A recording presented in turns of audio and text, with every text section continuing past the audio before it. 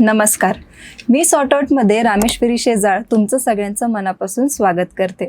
मित्रांनो, पुंडलिक वरदे हरी विठ्ठल श्री ज्ञानदेव तुकाराम असं म्हटलं की आपल्या डोळ्यासमोर उभी राहते ती संतांची पवित्र भूमी म्हणजेच आळंदी आणि देहू. आणि या पवित्र भूमीला ज्या नदीने आपल्या कुशीत घेतलंय ती म्हणजे आपली लाडकी इंद्रायणी नदी. संत ज्ञानेश्वर माऊली आणि जगद्गुरू संत तुकाराम महाराज यांच्या पदस्पर्शाने पावन झालेली ही नदी केवळ एक जलस्तोत्र नाही, तर आपल्या महाराष्ट्राची सांस्कृतिक आणि धार्मिक अस्मिता आहे. पण आजची इंद्रायणी नदी कशी दिसते? तिच्यावर रासायनिक पांढरे शुभ्र फेसाचे थर साचलेत, तसंच पाणी काळं निळं पडलंय आणि परिसरात दुर्गंधी पसरली आहे. वारकऱ्यांच्या श्रद्धेचा केंद्रबिंदू असलेली ही नदी आज प्रदूषणाच्या विखाळ्यात अडकलेली आहे. पण मित्रांनो, आता काळ बदलणार आहे आणि इंद्रायणी नदीला तिचे गतवैभव पुन्हा मिळणार आहे.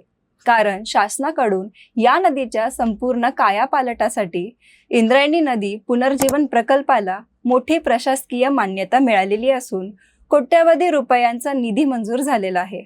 आजच्या व्हिडिओमध्ये आपण अगदी सोप्या भाषेत समजून घेणार आहोत की हा प्रकल्प काय आहे, एकूण किती निधी मंजूर झाला आहे आणि यामुळे आपली इंद्रायणी नदी कशी बदलणार आहे. चला तर मग सुरू करूयात. प्रकल्पाविषयी आणि निधीविषयी जाणून घेण्यापूर्वी इंद्रायणी नदीची ही अवस्था नेमकी कशी झाली हे समजून घेणं फार महत्त्वाचं आहे. लोणावळ्याजवळील कुरवंड गावात उगम पावणारी ही नदी पुढे जाऊन भीमा नदीला मिळते. पण या प्रवासादरम्यान नदीमध्ये मोठ्या प्रमाणावर प्रदूषण होतं. नदीकाठच्या पिंपरी चिंचवड शहर, देहू, आळंदी आणि PMRDAच्या अंतर्गत येणाऱ्या गावांमधील मैला पाणी आणि सांडपाणी थेट नदीत मिसळतात. चाकण, भोसरी आणि तळेगाव परिसरातील कंपन्यांमधून निघणारं रासायनिक पाणी गुपचूप नदीत सोडलं जातंय.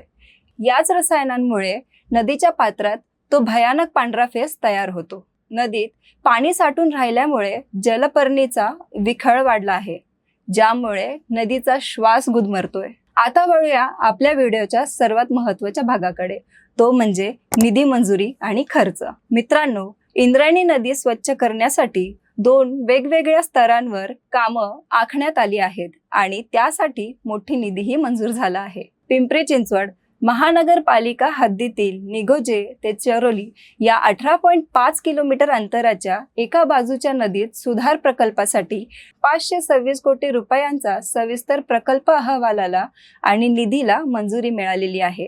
हा प्रकल्प केंद्र सरकारच्या अमृत 2.0 योजनेअंतर्गत मंजूर झाला आहे. या 526 कोटी रुपयांपैकी 50% हिस्सा म्हणजेच 263 कोटी रुपये केंद्र आणि राज्य सरकार देणार आहेत, तर उर्वरित 50% खर्च पिंपरी चिंचवड महानगरपालिका स्वतःच्या तिजोरीतून करणार आहेत. दुसरीकडे PMRDAच्या अंतर्गत येणाऱ्या 87.5 किलोमीटर लांबीच्या नदी सुधार प्रकल्पासाठी आधी अंदाजे 793 कोटींचा आराखडा होता. परंतु आता संपूर्ण पुणे महानगर प्रदेशासाठी नदी पुनर्जीवन आणि संवर्धनाचा एकत्रित सुधारित प्रस्ताव थेट केंद्र सरकारच्या राष्ट्रीय नदी संवर्धन संचालकाकडे सादर करण्यात आलेला आहे. आता या मंजूर झालेल्या 526 कोटी आणि पुढील निधीतून नक्की काय काय कामे केली जाणार आहेत ते आपण पाहूयात. नदीमध्ये मैला पाणी जाऊ नये म्हणून 2 मोठे STP प्लांट्स उभारले जात आहेत. चिखली येथील रिव्हर रेसिडेन्सी जवळ आणि डुडुळगाव येथे 20 MLD क्षमतेचा STP प्लांट उभारला जाईल. नाले आणि ड्रेनेजचे पाणी नदीत जाण्यापूर्वी तिथे पूर्ण शुद्ध केले जातील.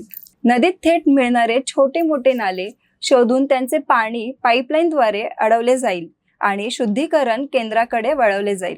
म्हणजेच नदीत एक थेंबही अशुद्ध पाणी जाणार नाही. नदीतील साचलेले गाळ आणि जलपर्णी पूर्णपणे काढून पाण्याचा प्रवाह मोकळा केला जाईल, ज्यामुळे पावसाळ्यात पूर येण्याचा धोकाही कमी होईल. फक्त पाणी स्वच्छ करणे एवढाच या प्रकल्पाचा उद्देश नाही, तर नदीकाठचा परिसर नागरिकांसाठी आणि पर्यटकांसाठी अतिशय नयनरम्य बनवला जाणार आहे. नदीकाठवर सुशोभीकरण करून देशी झाडे लावली जातील आणि दाट वनक्षेत्र विकसित केले जातील.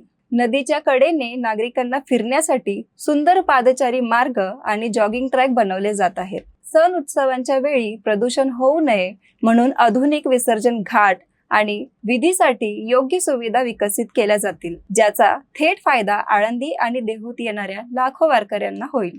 मित्रांनो, हा प्रकल्प पुढील 24 महिन्यात म्हणजेच अवघ्या 2 वर्षात पूर्ण करण्याचे लक्ष्य प्रशासनाने ठेवलेले आहेत. पण एक नागरिक म्हणून आपलीही काहीतरी जबाबदारी आहे. शासनाने 526 कोटी खर्च केले किंवा 1700 कोटी खर्च केले, तरी जोपर्यंत आपण नदीत प्लास्टिक टाकणे, कचरा टाकणे किंवा निर्माल्य टाकणे बंद करणार नाही, तोपर्यंत नदी पूर्णपणे स्वच्छ राहू शकत नाही. कंपन्यांनीही आपली रसायने नदीत सोडणे थांबवले पाहिजेत. ही नदी आपली आई आहे, तिचे रक्षण करणे आपले कर्तव्य आहे. थोडक्यात सांगायचं तर इंद्रायणी नदी पुनर्जीवन प्रकल्प हा केवळ एक विकास प्रकल्प नाही, तर आपल्या श्रद्धेला आणि पर्यावरणाला दिलेले एक जीवनदान आहे. पुढील 2 वर्षात जेव्हा तुम्ही आळंदी किंवा देहूला जाल, तेव्हा तुम्हाला एक स्वच्छ, नितळ आणि सुंदर इंद्रायणी नदी पाहायला मिळेल, यात शंकाच नाही. तुम्हाला काय वाटतं? 526 कोटी रुपयांच्या या प्रकल्पामुळे इंद्रायणी नदीचे रूप खरोखर बदलेल का? तुमच्या प्रतिक्रिया मला खाली कमेंट करून नक्की सांगा. जर तुम्हाला सॉर्ट आउटची माहिती सोप्या भाषेत आवडली असेल तर व्हिडिओला लाईक करा, जास्तीत जास्त शेअर करा आणि आपल्या सॉर्ट आउट चॅनलला सबस्क्राईब करायला विसरू नका. पुन्हा भेटूयात अशाच एक महत्त्वाची आणि माहितीपूर्ण विषयावर सोप्या भाषेत चर्चा करण्यासाठी. तोपर्यंत पाहत रहा सॉर्ट आउट. धन्यवाद. जय हिंद, जय महाराष्ट्र.